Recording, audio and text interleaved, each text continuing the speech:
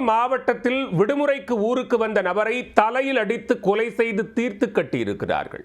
மனைவியை பிரிந்து வாழ்ந்து வந்த நபர் மீது வெறிச்செயலை காட்டியது யார்?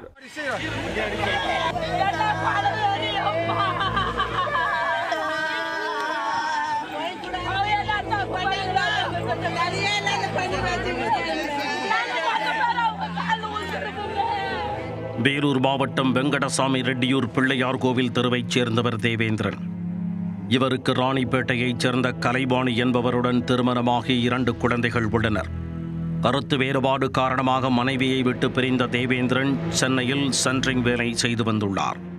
இந்த நிலையில் 2 தினங்களுக்கு முன் அவர் சொந்த ஊருக்கு வந்துள்ளார். சம்பவத்தன்று இரவு அணைக்கட்டு பகுதியில் தனது 2 வீலரை நிறுத்திவிட்டு அடையாளம் தெரியாத நபர் ஒருவருடன் அவர் மது அருந்தச் சென்றதாக தெரிகிறது. நீண்ட நேரமாகியும் அன்று வீடு திரும்பவில்லை. விடிந்ததும் மகன் வீட்டிற்கு வந்து விடுவான் என நினைத்து அவரது தாய் உறங்கச் சென்றார். ஆனால் மறுநாள் தேவேந்திரன் சடலமாக கிடந்துள்ளார். பொந்தியூர் தோப்பு பகுதியில் தலையில் பலத்த காயங்களுடன் கொடூரமாக கொலை செய்யப்பட்டு அவர் சடலமாக கிடந்தார். தகவல் அறிந்து சென்ற பள்ளிகொண்டா போலீசார் தேவேந்திரனின் சடலத்தை மீட்டு உடற்கூராய்விற்காக அனுப்பி வைத்து விசாரணையை தொடங்கினர்.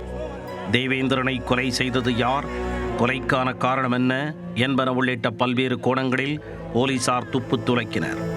மேலும் மோப்பனாய் சாரா கொண்டு வரப்பட்டு தடயங்களை தேடி வருகின்றனர். தொடர் விசாரணை நீடித்து வரும் நிலையில் கொலையாளி பிடிபட்டால் மட்டுமே கொலைக்கான பின்னணி குறித்து தெரிய வரும்.